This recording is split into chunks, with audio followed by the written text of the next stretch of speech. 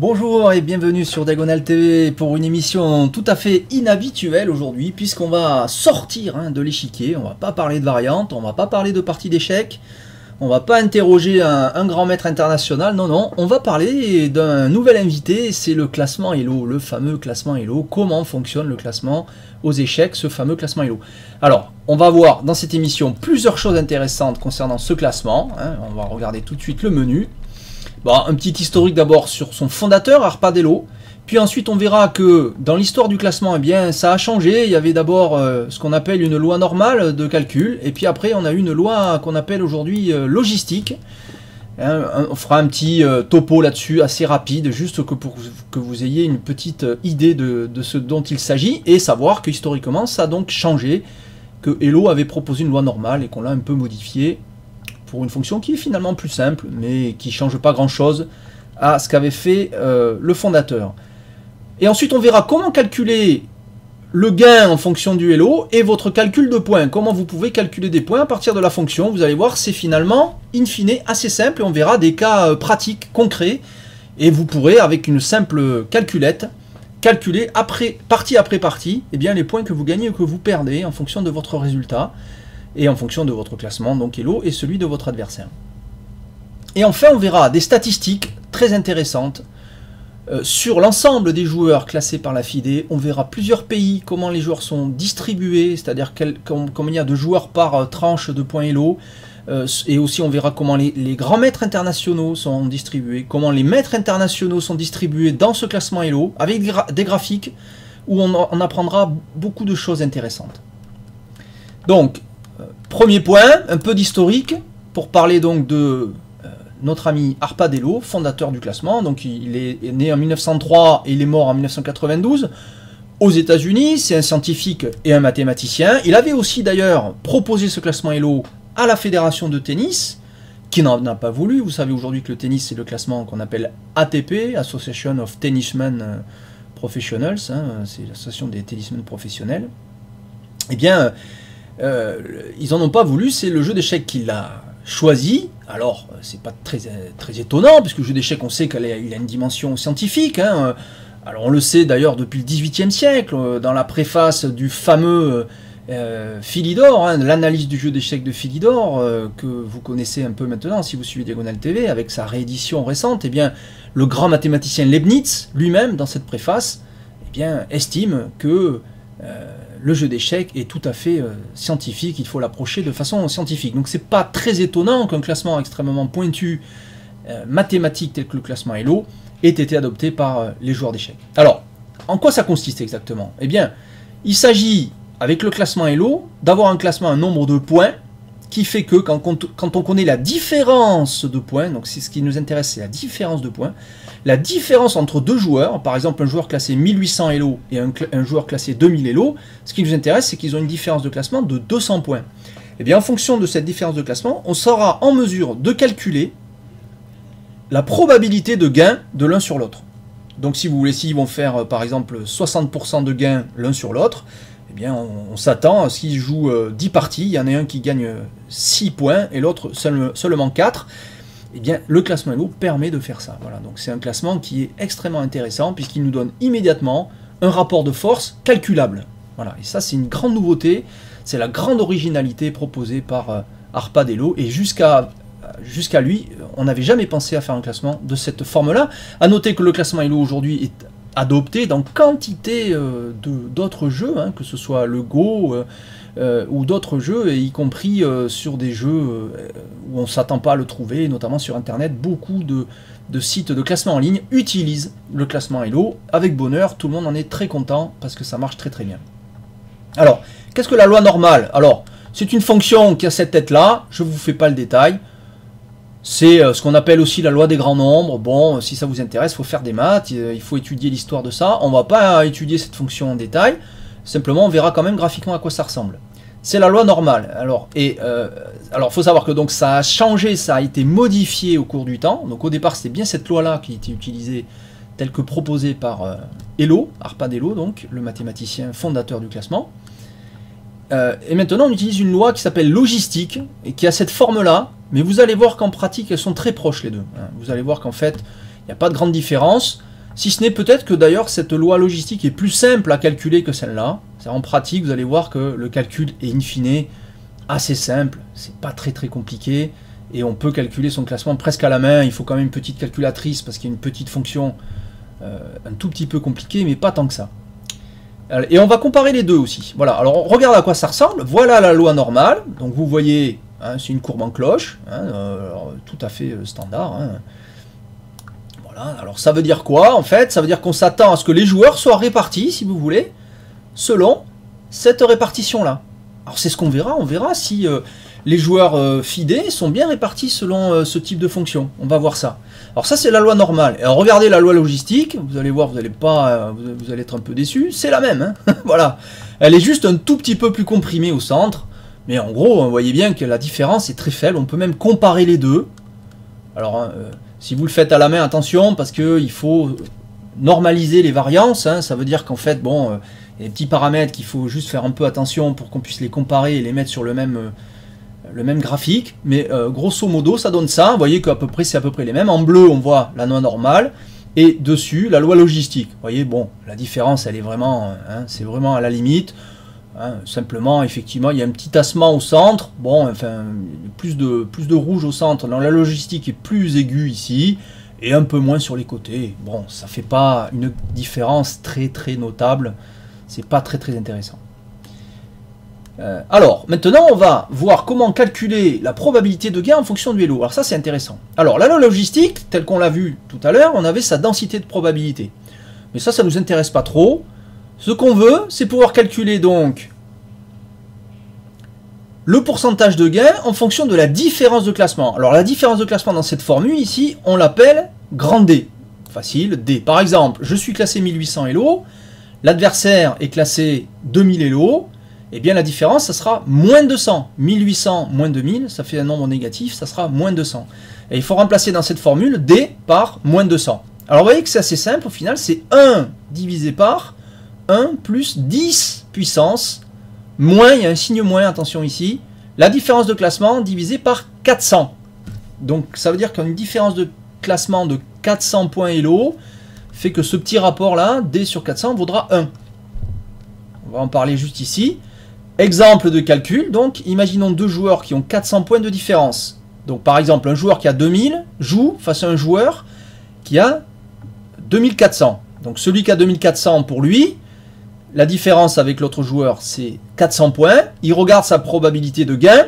Il faut donc calculer 1 divisé par 1 plus 10 puissance moins 400 sur 400. Mais 400 sur 400 ça fait 1. Donc ça fait 1 sur 1 plus 10 puissance moins 1, il y a un signe moins, il ne faut pas l'oublier ici. 10 puissance moins 1, c'est quoi? Ben, c'est 0,1. Le calcul, ça donne finalement 1 divisé par 1,1. Vous voyez, il n'y a rien de plus simple quand même, c'est extrêmement simple.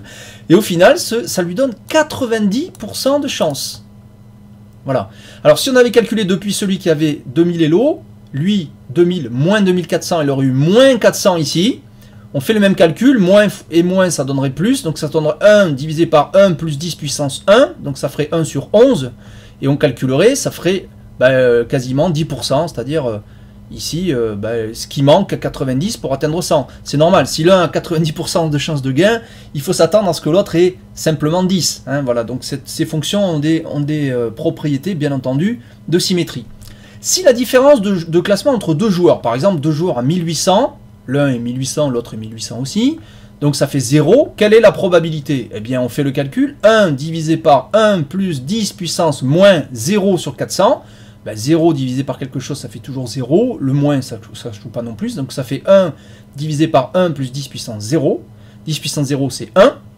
Tout nombre à la puissance 0 fait toujours 1. Ça vous avez dû l'apprendre en mathématiques. Ou si vous ne l'avez pas appris, je vous l'apprends. Donc ça fait 1 divisé par 1 plus 1, c'est-à-dire 2, et on obtient bien 50%, ouf. On s'attend quand même, bien sûr, si la différence de classement est de 0, à ce que ça soit 50%. Bon, alors vous voyez que 400, ça nous donne un nombre facile à calculer, et 0 aussi. Bon, alors c'est un peu plus compliqué dès que la différence n'est pas aussi simple. Alors, notamment avec 100. Regardons entre moins 100 ou 100, alors on verra que ces deux nombres, la somme fait bien 100.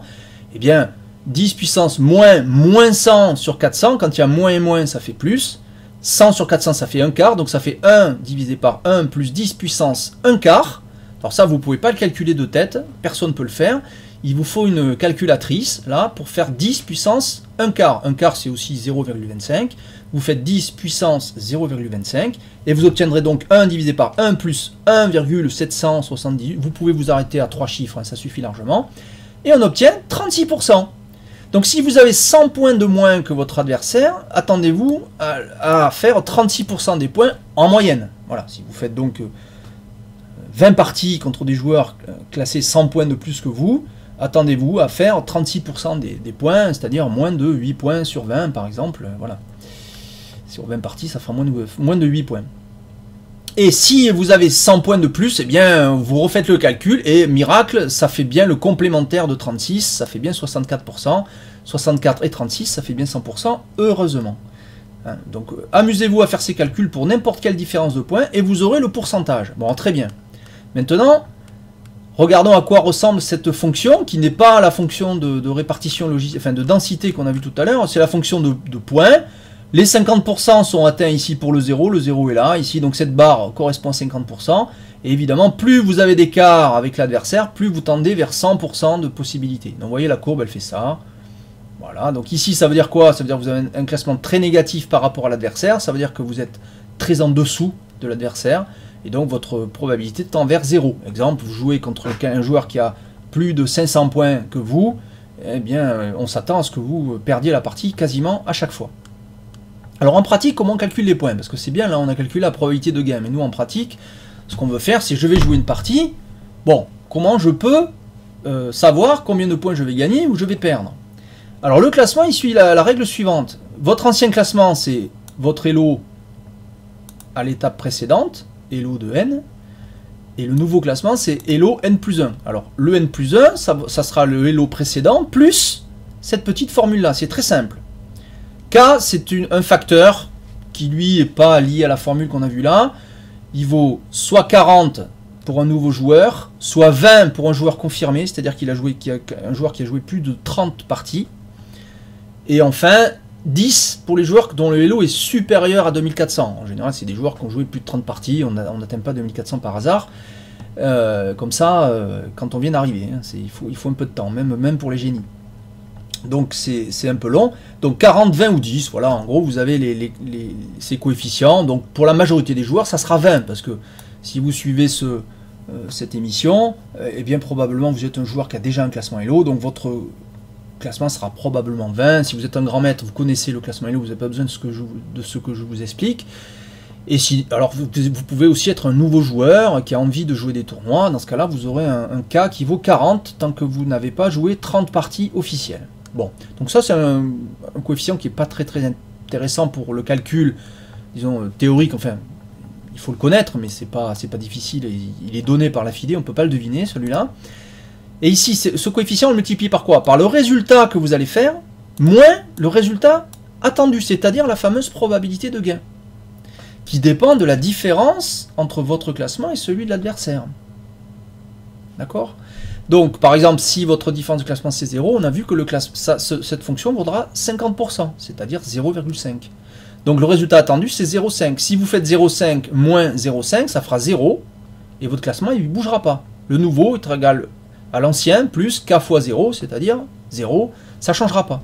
Donc il ne changera que si votre résultat est supérieur. D'accord? Enfin, en tout cas, il n'augmentera que si votre résultat est supérieur au résultat théorique. Et il baissera si votre résultat est inférieur au résultat théorique. Voilà le principe déjà de base. Exemple avec le calcul. Imaginons un joueur confirmé. Donc K sera égal à 20. Il a joué plus de 30 parties. Il est classé 1900 Elo. Et il affronte un joueur qui est classé 2100 Elo. Et ce joueur à 1900, il va gagner la partie. Donc le résultat, c'est 1. La différence de classement vaut D égale 1900 moins 2100, c'est-à-dire moins 200 points. Ça veut dire le D ici, hein, le D qu'on a vu dans la fonction au-dessus, qu'on va revoir ici, moins 200 points. Donc il faut calculer l'espérance de gain théorique, selon donc notre ami Arpadello. Donc la fonction logistique, c'est f de moins 200, puisqu'on a moins 200 points. Il faut faire 1 divisé par 1 plus 10 puissance moins 200 sur 400. Donc moins et moins, attention, ça fera plus. 200 sur 400, ça fait 1,5, c'est facile. 1 divisé par 1 plus 10 puissance 1,5, puissance 1,5, ça veut dire c'est pareil que la racine carrée, mais peu importe, sur la calculatrice, vous faites 10 puissance 0,5 et vous obtiendrez 3,162 et des poussières. Et quand vous faites la différence, enfin le ratio de 1 divisé par 1 plus 3,162, c'est-à-dire 10 puissance 1,5, eh bien vous obtiendrez 24% de chance. C'est normal, il a 200 points de plus que vous. Théoriquement, on s'attend à ce que vous ne gagniez que 24% des points, c'est-à-dire pas grand-chose. Et vous avez gagné, donc vous allez sans doute gagner beaucoup de points Elo, et lui il va en perdre. Il perdra ce que vous gagnez, bien sûr. C'est ça le principe. Et le calcul, ça sera donc que le nouveau classement sera égal à l'ancien classement, plus K égale 20, fois 1 vous avez gagné, moins le gain théorique, on s'attend à ce que vous fassiez 24%, donc 1 moins 24%. C'est-à-dire 1 moins 0,24. 24%, c'est aussi 24 divisé par 100. Il suffit de faire le calcul, 20 fois 1 moins 24%, vous pouvez le faire de tête ou par la calculatrice, c'est encore mieux, et vous obtenez 15,2. Voilà, donc ou autrement dit, si vous gagnez la partie face à un joueur qui a 200 points de plus que vous gagnez d'un coup, boum, 15,2 points Elo. Voilà, et vous pouvez faire ce calcul pour toutes les différences de points que vous voulez. Vous voyez, c'est pas très compliqué. Voilà la théorie. Normalement, vous avez tous les outils maintenant avec cette fonction, qui, vous voyez, qui est assez simple au final, et ce fameux calcul, pour calculer les points. Maintenant, on a vu cette histoire de probabilité et de répartition. On va enfin voir des choses aussi tout à fait intéressantes. Comment les joueurs classés Elo par la FIDE sont répartis par classement Elo. Par exemple, quelle est la moyenne, comment ils sont classés. Alors voilà ici un petit schéma, on va le voir de plus près. Voilà. Voilà le graphique 2015, ici, de la répartition des joueurs internationaux par la FIDE. Alors attention, hein, la FIDE compte pas tous les joueurs, il y a des joueurs qui sont encore classés par les fédérations nationales et pas encore par la FIDE. Mais depuis quelques années, la FIDE tend à intégrer tous les joueurs dans son classement. Donc regardez, on retrouve bien notre courbe en cloche. Alors elle est quand même particulière comme on le voit ici. On a quand même beaucoup plus ici de joueurs que devant. En théorie, ça devrait être équilibré. Alors il y a des raisons à ça, c'est que historiquement, on ne classait que les joueurs au niveau international supérieurs à 2200 points Elo. Avant, on n'avait que ça, on n'avait pas du tout les joueurs avant.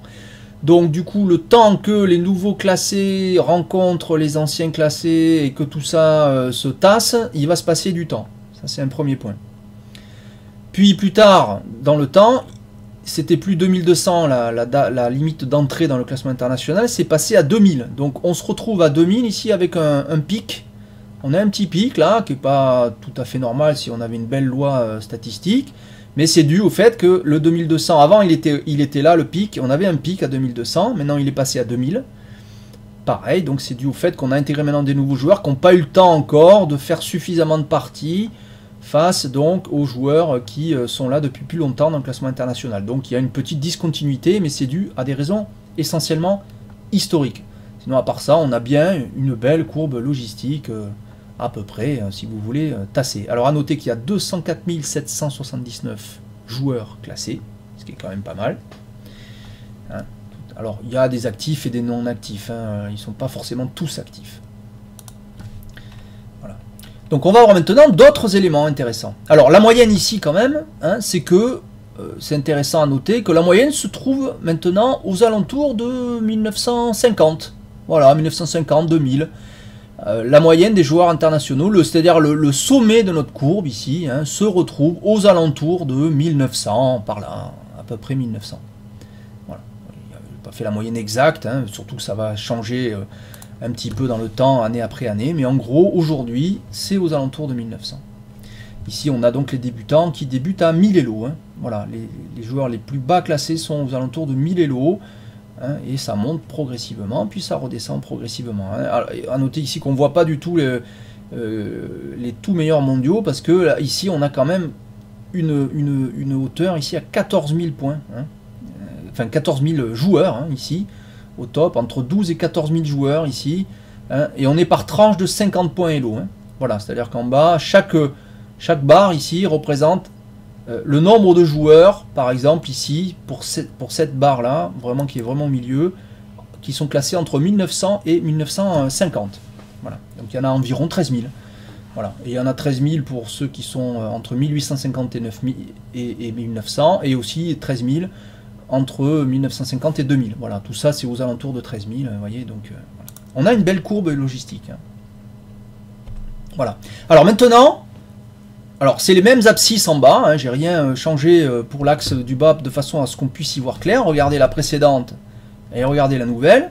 On est toujours entre 1000 et 3000. Alors évidemment ici, par contre, l'échelle n'est pas du tout la même. On a ici le nombre de grands maîtres internationaux qui sont classés par tranche de 50 points. Alors c'est très intéressant.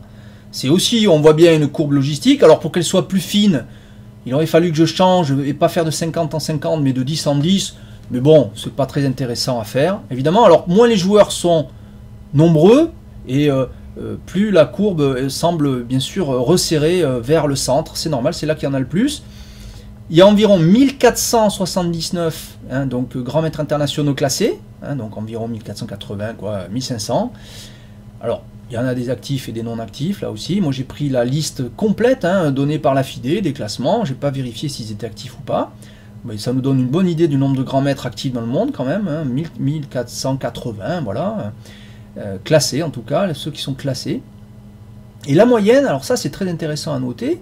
La moyenne, c'est-à-dire le pic, hein, parce que comme on a vu la logistique, il y a un pic au niveau de la moyenne, en fait. La moyenne des joueurs grands maîtres, elle est aux alentours de 2500 points. Bon, bien noter que cette moyenne, c'est exactement la moyenne historique, c'est-à-dire celle qui a été décidée quand on a initialisé le classement en 1970, où Fischer, Bobby Fischer a été le premier à avoir le leader, à être le leader du classement Elo international. Lors du premier classement en 1970, il était déjà devant Spassky avant même de gagner le championnat du monde. Eh bien, cette moyenne Elo, elle n'a pas bougé. Ça veut dire que, si vous voulez, il n'y a pas d'inflation du tout du classement. Il ne faut pas oublier ce que c'est. C'est une loi de probabilité. C'est-à-dire, plus je mettrai de grands maîtres, c'est-à-dire plus j'aurai de grands maîtres demain, imaginons que beaucoup plus de gens se mettent à jouer aux échecs. On aura plus de grands maîtres, c'est mécanique. Si toute la planète se met à jouer aux échecs, il n'y aura pas 1500 grands maîtres, il y en aura beaucoup plus. Bon, on peut supposer que ça ne sera pas le cas, on va pas faire que jouer aux échecs, il faut qu'on fasse d'autres choses aussi. Mais évidemment, plus on mettra de joueurs, plus il y aura de grands maîtres, et plus il y aura de grands maîtres, plus la courbe ira sur les côtés, forcément. Donc si vous voulez, c'est pas une inflation du nombre de points Elo qu'il y a, c'est une inflation du nombre de joueurs. Il y a plus de grands maîtres aujourd'hui qu'il y en avait avant. Mais la moyenne Elo des grands maîtres est la même. Pourquoi on a des grands maîtres à moins de 2500 Elo? Ben c'est normal, parce que la règle, si vous voulez, c'est quand on atteint 2500 Elo, et qu'on a fait les normes de grands maîtres, il faut avoir atteint 2500 Elo au moins une fois, on obtient le titre à vie. Bon, mais c'est pas parce qu'on l'atteint qu'on va aller après au-delà. On peut bien sûr redescendre. Hein. Vous avez fait l'expérience d'avoir eu un classement Elo. C'est pas parce que vous avez atteint un certain niveau que vous êtes forcément convié à aller plus haut. Vous pouvez aussi avoir touché votre maximum et ensuite redescendre. Donc c'est normal qu'il y ait des grands maîtres qui soient en dessous de 2500 et d'autres qui soient au-dessus. Normalement, il devrait y en avoir d'ailleurs autant plus bas que plus haut. Donc on voit que ici, grosso modo, c'est équilibré. C'est à peu près équilibré et on a une belle courbe logistique. Donc il n'y a pas d'inflation de points Elo, c'est une erreur statistique de dire ça. Il y a une inflation, il y a plus de joueurs, mais la moyenne des grands maîtres vaut toujours 2500 et c'est ça qui compte.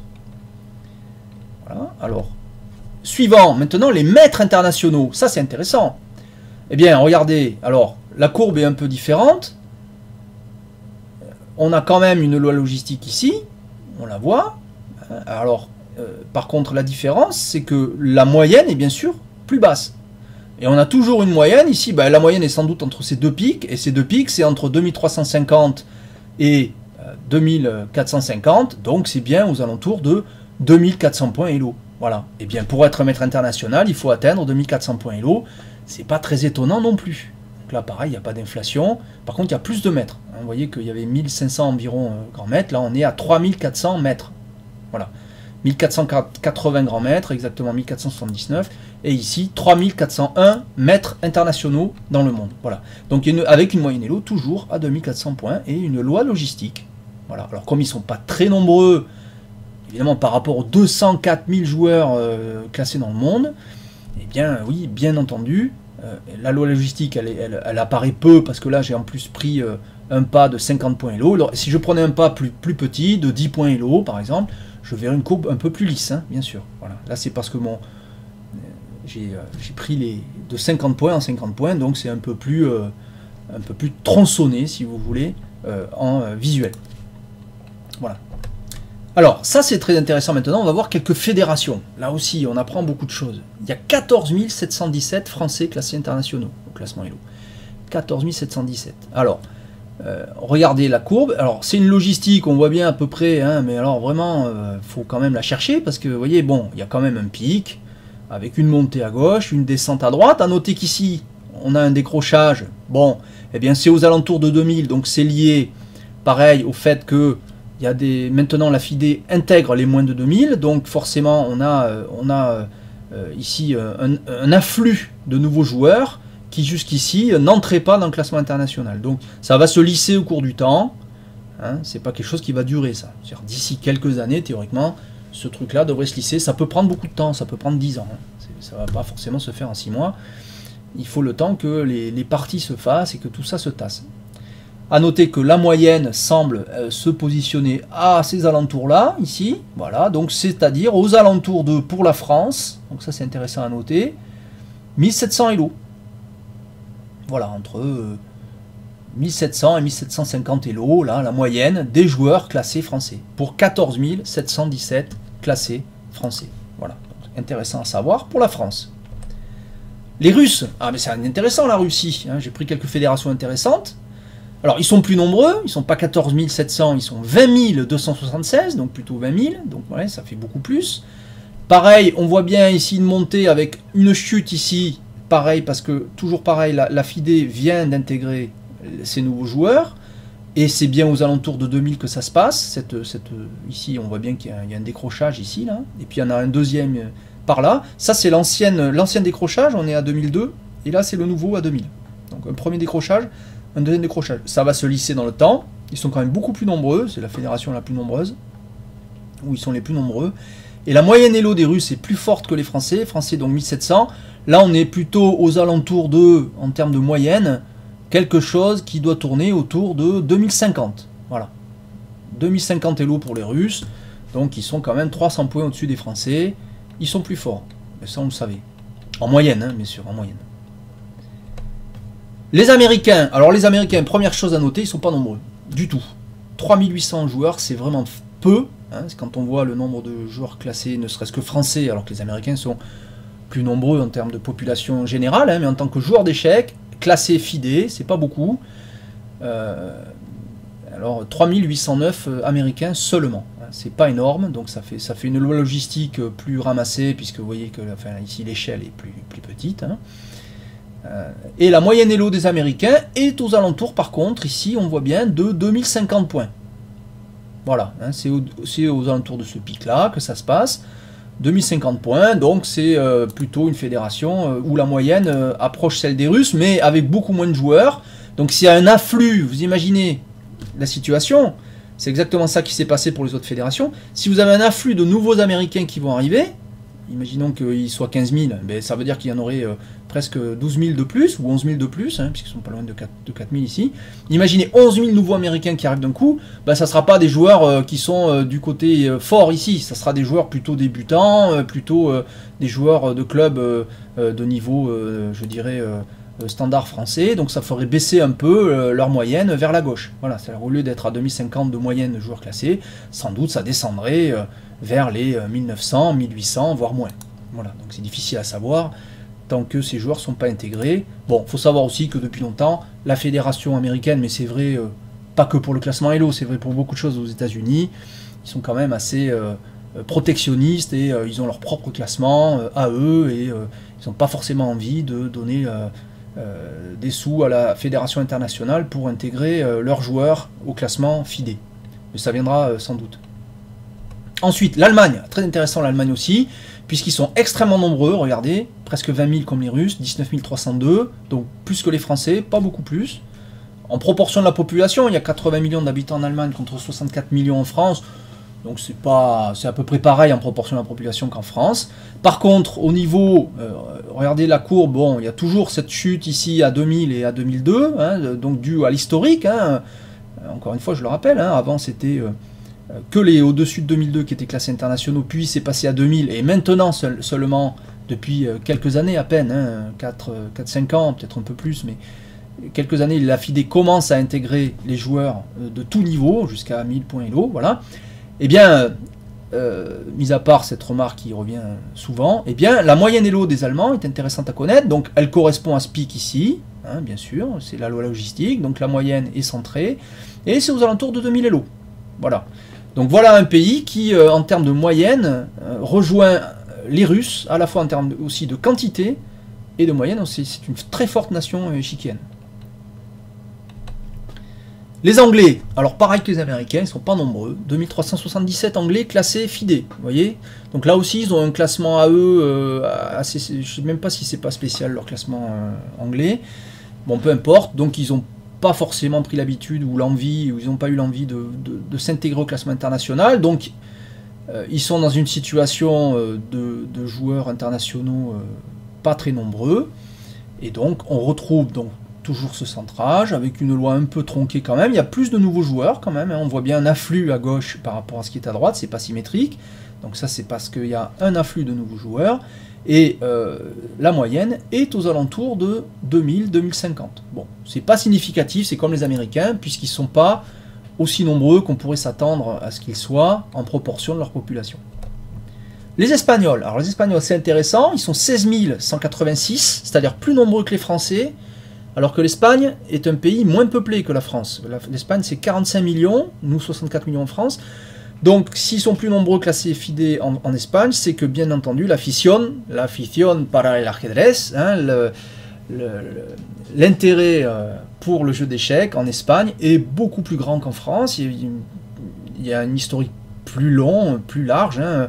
Vous savez que le jeu d'échecs est arrivé en Europe notamment via l'Espagne suite à la conquête des Arabes en Espagne vers le 12e, 13e siècle, 14e siècle par là, et que c'est suite à ce mélange qu'il y a eu en Espagne, et bien que le jeu d'échecs est passé en Europe, et c'est donc en Espagne que, et dans la péninsule ibérique en général, au Portugal aussi, avec Damiano, Ruy Lopez, que l'on retrouve eh bien, les premiers traités historiques du jeu. 16 186 Espagnols classés, et depuis apparemment assez longtemps, et regardez, avec une grosse activité, parce que on voit bien que la courbe est lisse. Donc ça c'est important à comprendre, c'est que si la courbe est lisse, c'est qu'ils ont eu le temps de mélanger les joueurs beaucoup, donc ils ont joué beaucoup de parties. Donc il y a plus de tournois internationaux en Espagne que sans doute dans les autres pays. Vous voyez, on apprend beaucoup de choses d'un coup d'œil sur une courbe. A noter que la moyenne Elo, par contre, est assez proche de la moyenne française. C'est aux alentours de 1800. C'est par là, hein, donc c'est entre 1800 et 1850. Voilà, il y a un petit pic ici, mais il y a un peu plus de barres à droite. Donc, bon, c'est par là. C'est à peu près pareil qu'en France, à 50 points Elo, c'est pas non plus énorme. Mais bon, en termes de moyenne, ça fait quand même quelque chose de significatif. Voilà, donc en tout cas, on voit au fait que la courbe est lisse et qu'elle épouse vraiment bien une courbe logistique, voyez, en pratique, que, eh bien, ils jouent beaucoup plus en Espagne. Ils ont eu le temps de lisser l'intégration des nouveaux joueurs beaucoup plus rapidement que dans les autres pays. Enfin, une fédération que j'ai trouvée très intéressante à noter, parce qu'elle est vraiment particulière en termes de répartition, c'est l'Inde. L'Inde, regardez, 17 316 Indiens classés, et une courbe étonnante, très étonnante pour l'Inde, regardez, puisqu'on a une moyenne Elo qui se tasse ici, c'est-à-dire on a essentiellement quoi? Une moyenne aux alentours de 1350 points, voilà, ce qui est un niveau, on le sait, de joueurs qui commencent à savoir bien jouer, un joueur de club qui commence à connaître eh bien, un peu tout ce qu'il faut savoir pour jouer une partie tout à fait correcte. 1400 points, c'est quelqu'un qui, peut jouer aux échecs sans plus besoin de demander conseil, en tout cas pour finir la partie et pour savoir comment finir maté, etc.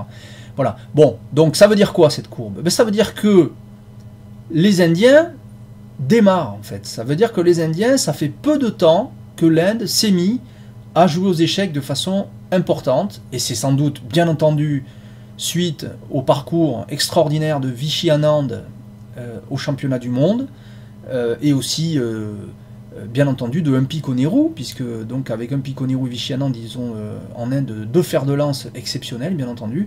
Vishy Anand, ça fait quand même des années, bien sûr, qu'il est sur le circuit international, mais son titre de champion du monde en a fait une méga star en Inde, et forcément a suscité des vocations. L'Inde se met à rejouer aux échecs, on peut dire, puisque si on remonte l'histoire, là aussi, l'Inde a probablement été un des terreaux, ou le terreau même, l'endroit où le jeu d'échecs a été mis au point, il y a plus de 1500 ans de ça, avec son ancêtre le Chaturanga, comme nous l'explique Nicolas Giffard dans son anthologie Le Guide des échecs, son traité qui comporte une partie historique remarquable. Et bien voilà, l'Inde se remet à jouer aux échecs 1500 ans plus tard, avec l'arrivée d'Anand, l'arrivée chez les filles de Humpy Koneru aussi, qui est numéro 2 mondial, hein, je crois bien, derrière Yifan ou la chinoise. Voilà, et donc sur ce graphique, on voit tout de suite l'arrivée massive de ces nouveaux joueurs, avec ce pic, ici ce nombre de joueurs classés à 1400, qui veut dire que c'est une fédération qui débute. Voilà, c'est une fédération qui rejoue, qui joue aux échecs depuis pas longtemps, en termes de quantité de joueurs, avec une arrivée donc massive de nouveaux joueurs. Et on peut s'attendre dans les années qui viennent, si on refait ce graphique, avec les publications de la FIDE, que cette moyenne, lentement, aille rejoindre les nations qui jouent depuis plus longtemps, c'est-à-dire une moyenne aux alentours de au moins 1750-1800 comme la France, et pourquoi pas au-delà, si c'est possible, ça je ne sais pas. Voilà. Alors on va voir encore deux choses intéressantes, c'est le classement des seuls hommes, donc j'ai enlevé les femmes ici, donc vous voyez ça ressemble, c'est très très proche de la courbe générale, c'est normal, ils sont beaucoup plus nombreux, 185 585 hommes classés, avec une moyenne Elo aux alentours de 1900 points, et ça va nous permettre de voir le nombre de femmes qui jouent. Donc là on est à donc quelque chose ici, si vous voulez, de 90% des hommes classés internationaux, et donc seulement encore que 19 394, donc environ 20 000 femmes classées internationaux, à l'international, par la FIDE, par la Fédération internationale des échecs, c'est-à-dire 10% des joueurs, donc elles sont beaucoup moins nombreuses, et donc forcément aussi, on voit là qu'elles sont aussi récentes. Alors ça se voit de deux façons. Parce que le classement étant, comme pour les Indiens, si vous voulez, nettement décalé sur la gauche, et bien c'est que ce sont des joueurs des joueuses qui sont assez récentes, c'est-à-dire que les filles jouent depuis peu, se mettent à jouer aux échecs, ça c'est un premier point. L'intégration des nouvelles joueuses aussi est récent, et puis ça se voit aussi parce que, regardez, les joueuses classées internationales, à partir de 2000, regardez, il y a un pic ici, non pas vers le bas comme pour les autres joueurs, mais vers le haut, voilà, ce qui signifie que le potentiel féminin est remarquable, voilà, parce que ça veut dire que la courbe logistique, elle est plutôt celle-là, pour les filles, et que donc leur moyenne devrait être supérieure à celle des garçons. C'est-à-dire que quand elles auront atteint un nombre d'années de jeu supérieur, je ne parle même pas du nombre, mais c'est un nombre d'années à faire ici, parce que ça c'est des nouvelles joueuses, ce pic-là nous fait subodorer une moyenne Elo, pour les filles, qui devrait se retrouver aux alentours de 1900 points, c'est-à-dire supérieure à celle des garçons pour un nombre de membres équivalent. Alors, il faut voir ce que ça va donner, bien sûr. Alors, donc, à noter quand même que le nombre de femmes est égal à, par exemple, la Fédération de Russie ou la Fédération d'Allemagne tout entière. Donc, les femmes font presque une nation à elles seules, parmi les 160 qui font partie de la Fédération internationale des échecs. Voilà, en tout cas, un gros potentiel pour les femmes, avec donc l'arrivée de ces nouvelles joueuses, on le voit ici. Ce pic qui montre bien, ici, si vous voulez, que les joueuses qui sont là depuis plus longtemps ont un niveau, je dirais, remarquablement supérieur. Regardez la différence ici, le nombre de joueuses classées 2000, ici, le saut vers le haut. C'est la seule courbe où, comme ça, il y a un saut vertical et non pas un saut descendant. Donc, ça veut dire que le nombre de joueuses qui pourraient potentiellement rejoindre cette courbe est sans doute très en dessous. On est très en dessous aujourd'hui du potentiel. On devrait avoir un nombre de joueurs bien plus important dans les années qui viennent, qui vont augmenter le nombre de femmes qui jouent, et donc peut-être atteindre se doubler dans les 10 ans. Je pense que ça serait pas étonnant que d'ici une dizaine d'années, on ait au moins 20% ou 25% de femmes joueuses au niveau international. Voilà, donc on a fait le tour, hein, voilà, on revient sur la courbe principale avec tous les joueurs classés. On a fait le tour de ce classement Elo, donc on a revu les moyens de calcul. Vous pouvez calculer votre classement. Évidemment, vous pourrez revoir cette vidéo en faisant des arrêts aussi, hein, pour essayer de bien comprendre chaque point. Et puis on a vu aussi ces graphiques tout à fait intéressants à voir et comprendre pour voir comment le classement Elo a un impact comme ça et peut aussi servir avec ces graphiques de support d'analyse pour savoir comment les choses se passent au niveau international entre les nations, et puis on a vu aussi entre les grands maîtres et les maîtres, et aussi entre les hommes et les femmes. Voilà, avoir quelques indications statistiques grâce à cet outil remarquable donc, que nous a légué le regretté docteur en mathématiques Arpad Elo, le Hongrois. Voilà, merci de m'avoir suivi sur Diagonale TV pour cette émission spéciale classement Elo, et je vous donne rendez-vous à une prochaine émission plus tard sur Diagonale TV. Au revoir.